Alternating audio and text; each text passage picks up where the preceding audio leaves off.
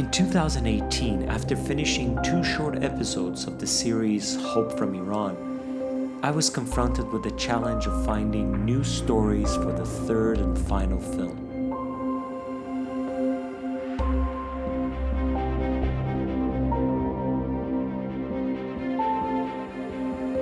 Both characters had to be from Iran, and their stories have to have some sort of connection. Was not sure what would that be. When I first called Habib Zargarpur for a conversation about the film, he immediately agreed to be part of the project. I'm gonna videotape this. Since he is a special effects wizard and worked with the likes of George Lucas and Steven Spielberg, and on top of everything else has 2 Oscar nominations, I had to come up with a parallel story that was as interesting and challenging at the same time. That's when I met Dr. Adrian Bahá'ís from the University of Miami.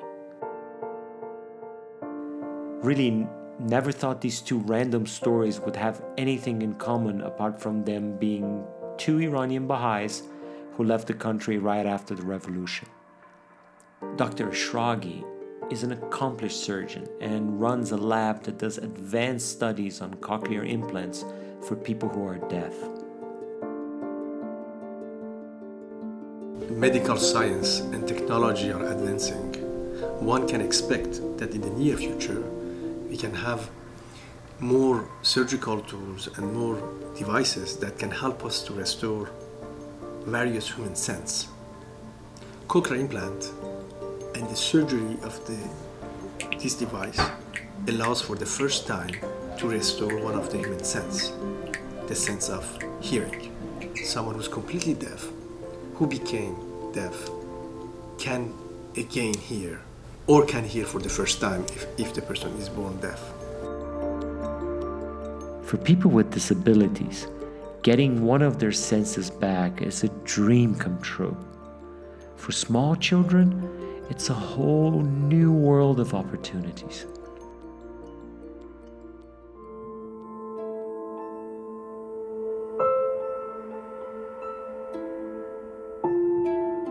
Adrian was born in Tehran, Iran, and had to leave the country in 1979, right after the revolution.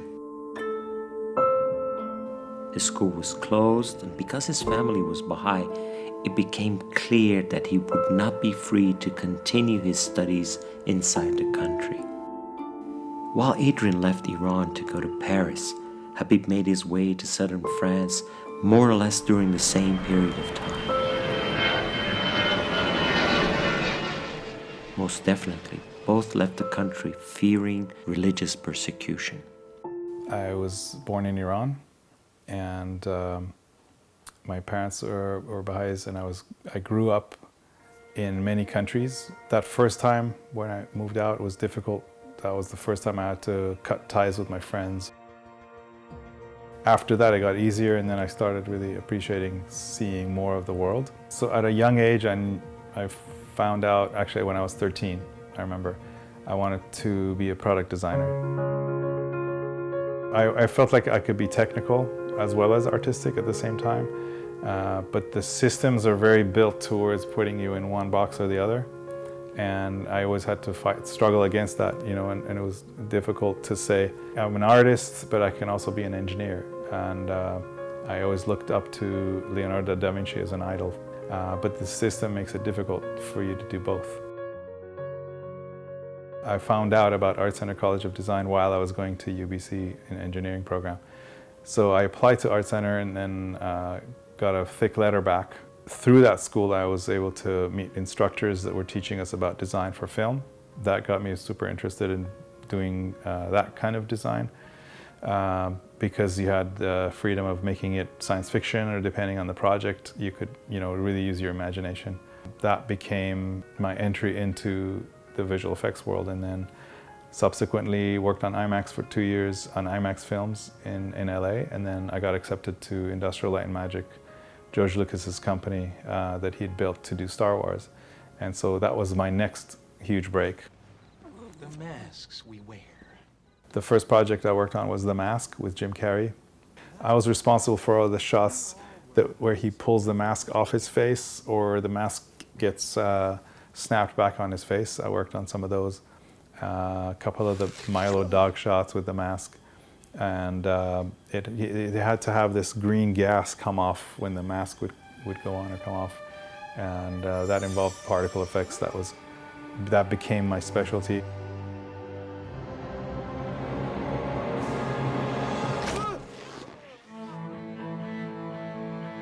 That led to other things like Twister, doing particles for the tornadoes, and then the waters in Perfect Storm, the oceans. After listening to Habib and Adrian's story, it became clear to me how the persecution of the Baha'is in Iran is taking a toll on the country, depriving the Iranian society of some of their greatest minds, some of their greatest talents.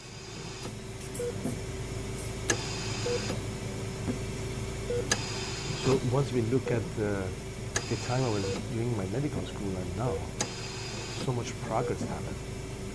You know, internet, computer, teaching over Skype. Medical student doesn't go anymore every day to the classroom like before. We are going to new generation that the access to knowledge is so easy to everyone. They already have access to all of the books, all of the publications through the internet the night before. The science is open to everyone.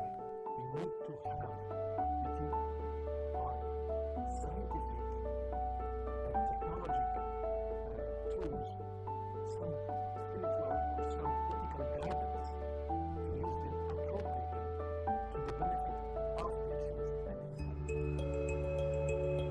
As a physician, as a surgeon, there is no room for mediocrity. You have always to have this quality of compassion.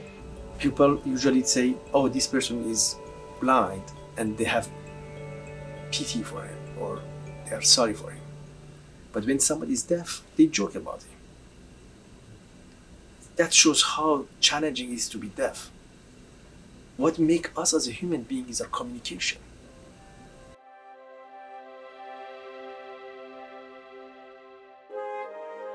When I was in Miami, I had the experience of meeting Betseba, Denise, and Sophia, a whole family whose lives were changed by Dr. Ishragi's expertise.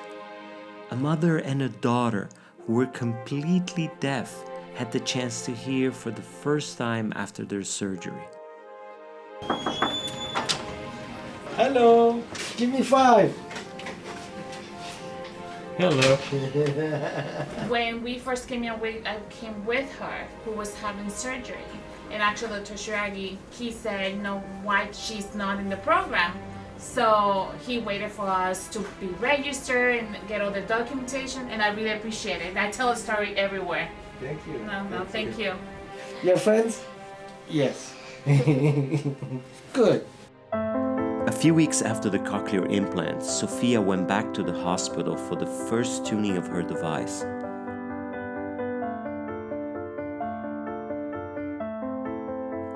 Once back home, a magical moment unfolds for the child and the family.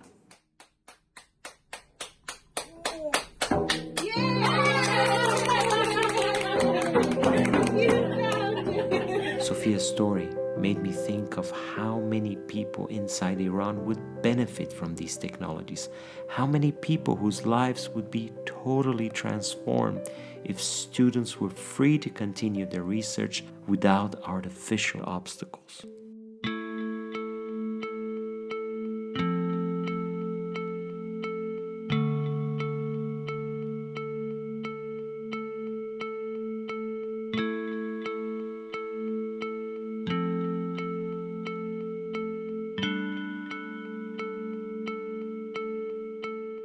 We built different virtual cameras that could basically track the camera position. You're holding a camera and you're walking around, but what you're seeing is actually not what the camera is seeing. What you're seeing is what the computer camera is seeing. but you're able to move in that world, in the virtual world. And then our software takes the tracking of the camera. We render that world using game engine Unity. What our tools do is handle the film part. So we make things go at the rate of film, we control time, simulate cameras, we simulate physics, and then we have these camera tracking devices where the virtual camera is sent and different people can see the world from their own angle. Very basically, you can film your movie virtually using these tools. This isn't limited to pre-production or previs. You could also do this on set. These new methods are going to totally revolutionize everything.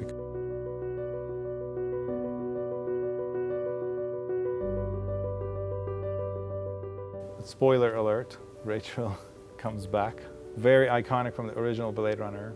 The shape of the lips, the sharpness of the corners here, shape of the eyebrows and the distance here. These are all very subtle things. It's really difficult to create a digital human, and especially one to match someone that you know the likeness of. You know, she was very striking in that movie and very memorable. And we were confident we would be able to recreate her, but then we found out they were going to actually show the original footage right before. So then we were terrified.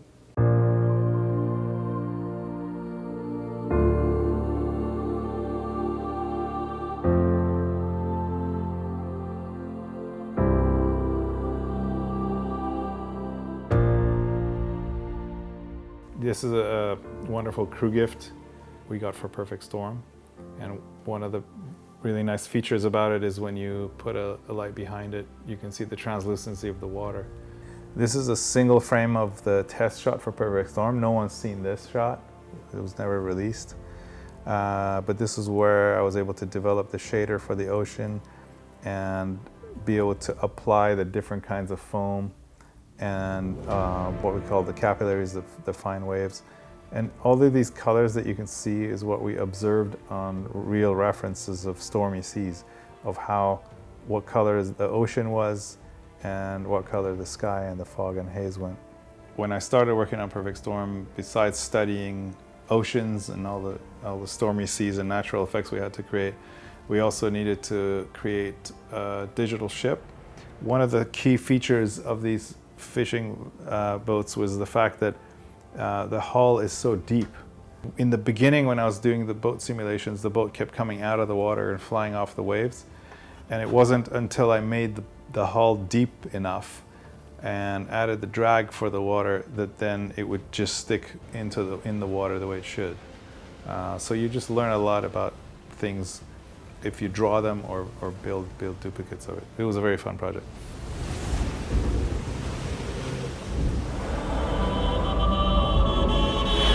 One of the shots in Twister, you got the barn and then the scale of this tornado with all the debris. We had a lot of reference for Twister, so we knew what to match, or we knew what the people were expecting. We didn't use any blue screen in the entire film. It was all either hand rotoed and hand masked and hand tracking the cameras, all by hand. There was no match move software back then to track cameras automatically. Sometimes the fences would be practical, where they would be ejected. John Fraser's team, Practical Effects, they would have these things rigged, and other times we would have digital ones.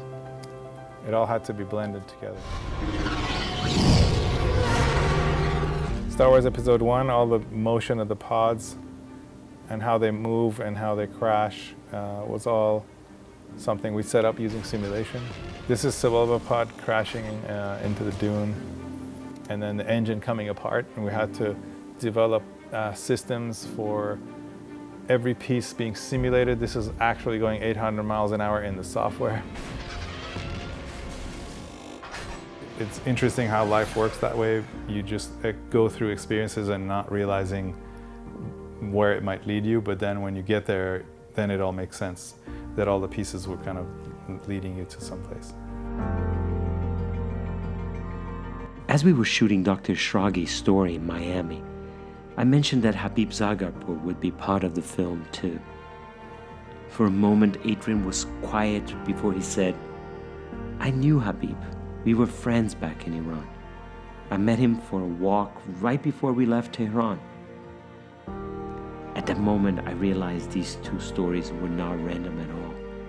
Not intentionally, I had put together two long-lost friends in one film without knowing anything about that story. The next step was to organize a reunion for them. A Skype call after 41 years of no contact whatsoever. Hi, Habib. Hello.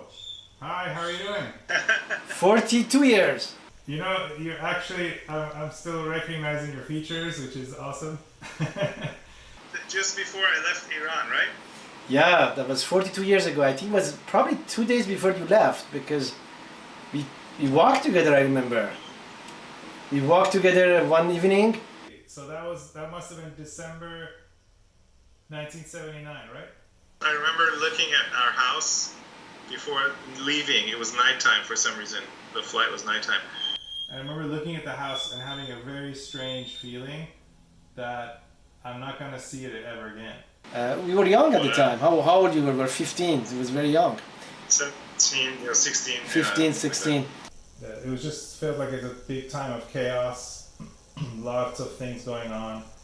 And then, of course, after I left, there was a lot of Baha'is that were captured, thrown in jail. So,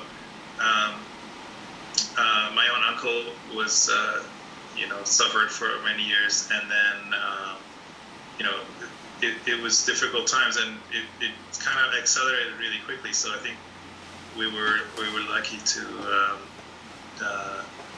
be able to start somewhere else, but at the same time, all those who stayed were very steadfast and had to deal with a lot of consequence. So I always wonder how my life would be different if I was still there. It's really odd.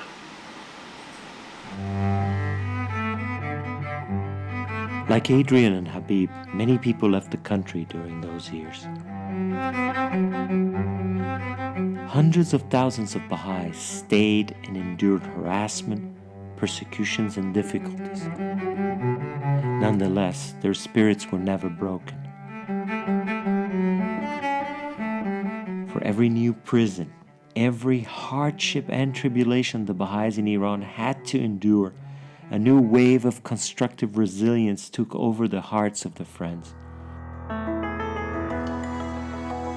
An ever-growing desire to serve the country they so much love and respect. For every drop of blood spilled in Iran, a new tree of hope was being planted on the most remote areas of the globe. For every sacrifice made for the betterment of the world, one more neighborhood in a small village in Asia, Africa, or the Americas was being opened to the message of the divine educator Baha'u'llah, who was born in Iran and whose sole aim was to unify all the peoples of the world under one same banner of love and fellowship.